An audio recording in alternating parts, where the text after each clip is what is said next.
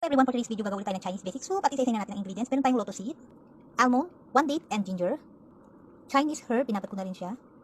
Hairy gut, tinat ko siya ng 3 pieces. 3 pieces, ay nabubulol ako. 1 piece of potato. Chicken bone, may kasamang pit. And then, konting pork.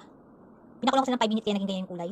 And then, mouthpiece, or fish mouth, ayan. So, pakuluan natin sila ng 5 minutes kasi matigas ito. Ayan. Nakaready na yung sabaw. Kahit na malamig siya, pwede natin unang ilagay ang Chinese herb.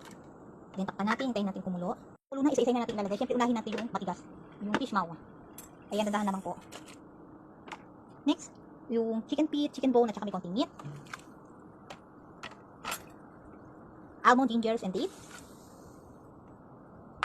Natira pa. Ang hirap ko lang mahawak ng cam. Sayang eh.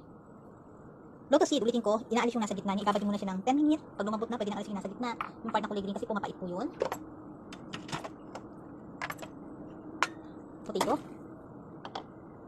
Last is yung hairy gourd. Ayan. Pakukulan naman natin siya ng 45 minutes. Medyo matagal kasi po matigas yung fish maw. Mahirap palambutin. Ayan. Tapos lagyan natin siya ng konting asin. Maya ng konti. Ayan. Thank you for watching.